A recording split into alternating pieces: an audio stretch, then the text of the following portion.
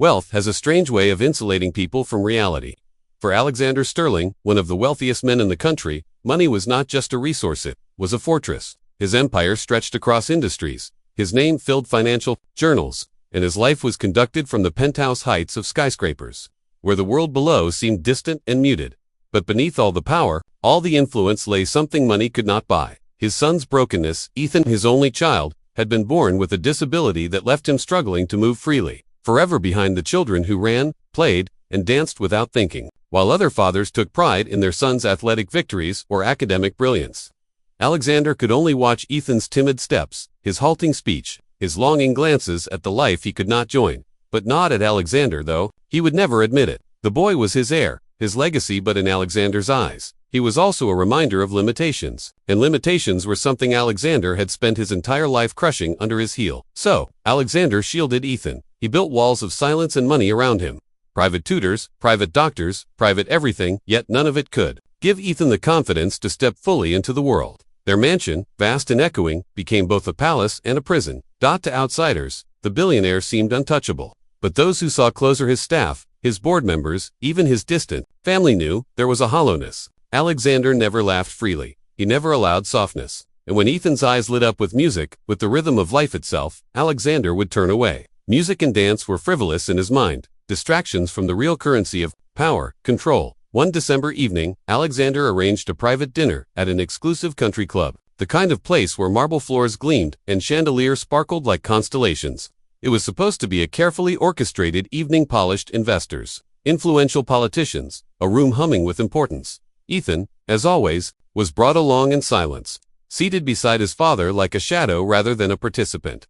The waitstaff moved seamlessly between the tables, unnoticed by most, but one caught Ethan's eyes. She was young, black, and graceful in a way that defied the drudgery of her uniform. Her name was Maya, though no one in the room cared enough to know it. To the wealthy men, she was invisible. To Ethan, she was the only spark in a room of cold glass. The music began softly from a string quartet in the corner. A waltz, elegant and distant. No one was dancing. This was business, not pleasure. Yet Ethan's small body shifted slightly. In his chair, swaying with the rhythm, unnoticed by all, except Maya, it was in that small, tender moment, her pause, her glance toward the boy, that something unseen took root. For the first time that evening, someone saw Ethan, not as a shadow of his father, not as a broken heir, but as a boy who wanted to move. And that, Alexander would later realize, was the beginning of everything. Because what happened next, though fleeting and almost silent, would unravel the fortress he had built. When Maya bent low to refill Ethan's glass, she tapped her foot gently on the marble, just once, in rhythm with the music. His eyes widened, his body leaned forward. It was almost imperceptible, but he copied her motion, his own hesitant foot tapping back. The billionaire did not notice at first. His world was full of deals and numbers, not music or small gestures. But others at the table glanced, confused, wondering what the disabled boy was doing. For the first time, Ethan was not frozen. He was responding, and when Maya rose, still smiling faintly, she lifted her hand just slightly, almost hidden, and Ethan lifted his in return. One small mirrored motion, but one that contained a world. It was not a dance, not yet, but it was the seed of one. For Alexander, who finally turned and saw it, the sight was disorienting. He saw his son, his fragile, limited son, moving with rhythm, responding to another human being without fear. It was not medicine, not therapy, not money that had made it happen. It was the presence of someone he never would have considered important. A waitress, a black woman serving drinks to men who wouldn't remember her name. The billionaire's jaw tightened. Something shifted inside him, though he didn't have words for it yet. He had spent years trying to control every detail of Ethan's world. Yet here, with one unplanned gesture, a stranger had reached him in a way Alexander never could. It was unsettling, it was humbling, and it was only the beginning. That night, as the music swelled in the background and conversations about profits droned on, Alexander could not stop watching. Ethan's small movements grew bolder. Maya's presence became a rhythm he leaned into, when the billionaire, so used to commanding the stage, was left standing on the edges of a moment he could neither buy nor control. The walls he had built began to crack, and he knew, deep down, that something irreversible had just begun. The next morning, Alexander Sterling sat at his desk, surrounded by glass walls that overlooked the city. From this height, the streets below seemed insignificant, ants scurrying on concrete. It was a view he had always loved, proof that he was above the noise, untouchable, the master of his universe. But that morning, the view felt hollow. His mind kept replaying the image of Ethan tapping his foot in time with the waitress. The boy's hesitant hand raised in response to hers. It was nothing, just a fragment, a gesture, but it had unsettled him in a way no business deal ever could. For years, Alexander had convinced himself that control was safety, that if he kept Ethan shielded, nothing could harm him. Yet in that room of power and marble, a woman from a world Alexander had never cared to enter had broken through his fortress with a glance, a smile, a subtle movement. It nodded him. He told himself it was irrelevant. She was just a waitress. She had no place in their lives. Yet the image would not leave his mind, because it had been the first time he'd seen Ethan not as fragile, but alive. Alexander had spent millions on therapists who tried to coax that spark from his son. None of them succeeded. And yet a stranger, unnoticed by all, had drawn it out with nothing but presence. The thought made him uneasy. It threatened the story, he told himself, that money could fix everything, that he alone knew what was best for his son. That evening, the staff at the mansion noticed something strange. The billionaire was distracted. He read reports without absorbing them, signed papers without comment. At dinner, he watched Ethan quietly, noticing details he had long ignored, the way his eyes flickered when he heard music from the television, the way his fingers tapped faintly on the table. It was as if Alexander was seeing his son for the first time, not as a problem to be solved, but as a person reaching for something. The memory of the waitress haunted him. He didn't even know her name, yet he found himself replaying her small act of kindness. There had been no agenda, no performance. She had simply seen Ethan. That was something Alexander himself had never done. The following week, Alexander returned to the country club, not for a meeting, not for investors, but to look for her. He told himself it was nothing, just curiosity. But deep down, it was more. He needed to understand what he had witnessed. The restaurant manager greeted him with his usual deference, promising the best table, the finest service. Alexander brushed him aside. His eyes scanned the room, searching, and then he saw Maya, balancing a tray with quiet grace. Moving unnoticed among the wealthy, she did not see him at first. To her, he was just another member of the elite world she served, but did not belong to. Yet when her eyes caught his, she paused. For a fleeting second, recognition passed between them, not of status, but of the moment they had shared. Alexander's instinct was to dismiss it, to retreat into his fortress of pride, but something stronger held him in place. For once, he did not look away.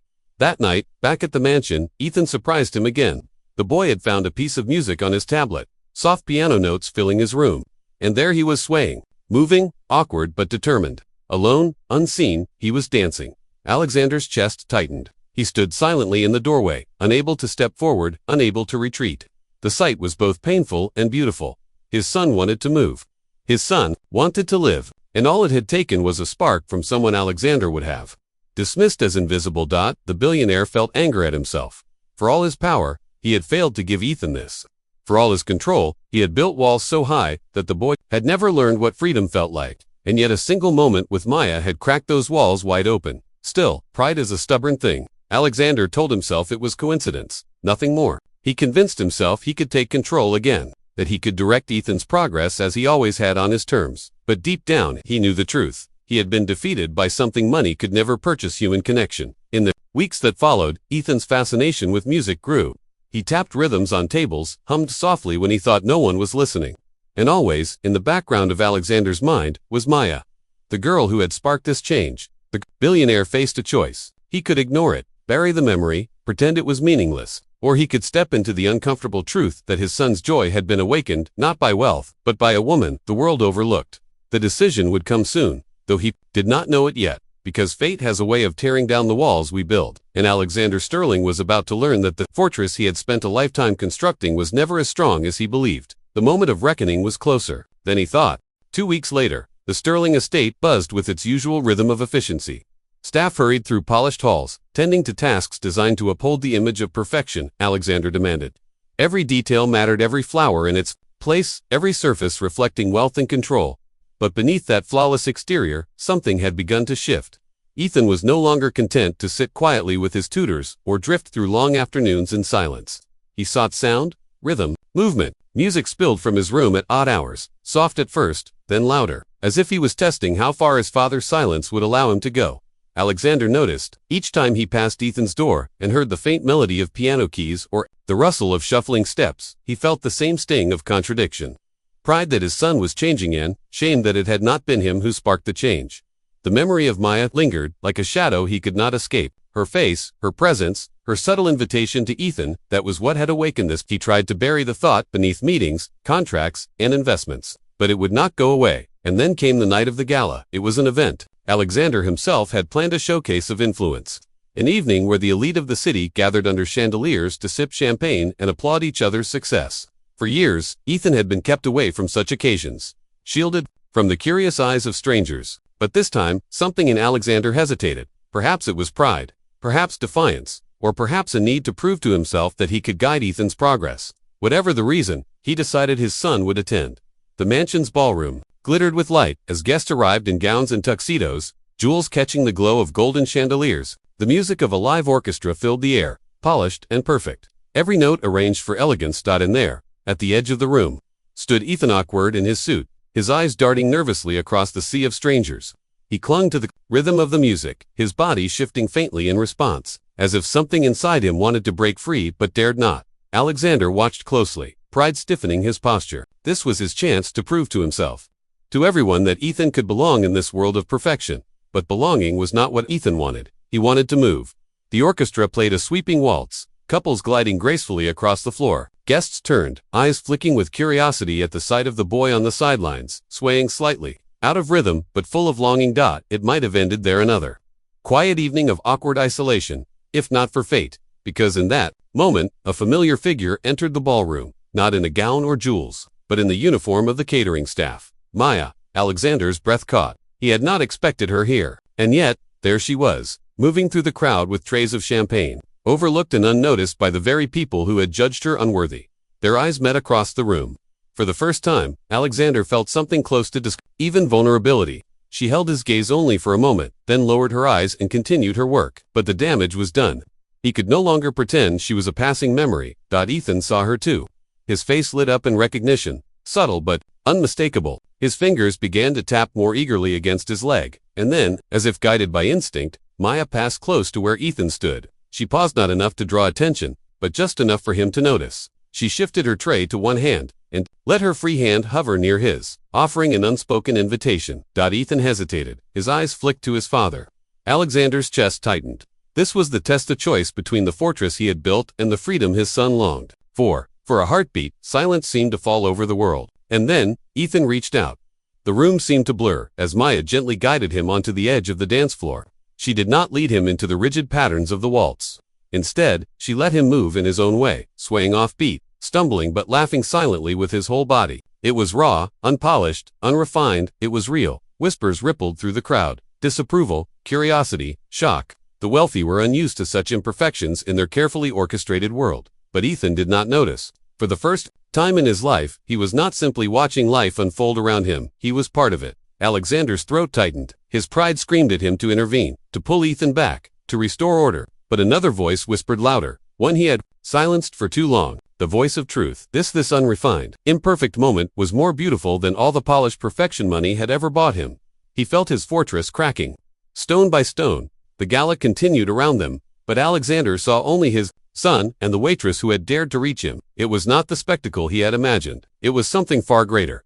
When the music ended, Ethan's movements slowed, his chest rising with exhilaration. Maya gave a small nod, a silent acknowledgement that she had only held open the door he had chosen to step through it. Alexander knew, in that instant, that nothing would ever be the same. The fortress was falling, and for the first time in his life, he was ready to let it. But what would rise in its place? That answer still waited in the shadows of the final chapter. The gala ended, but its memory did not. For days after, Alexander replayed the scene in his mind, his son swaying imperfectly in the arms of a waitress.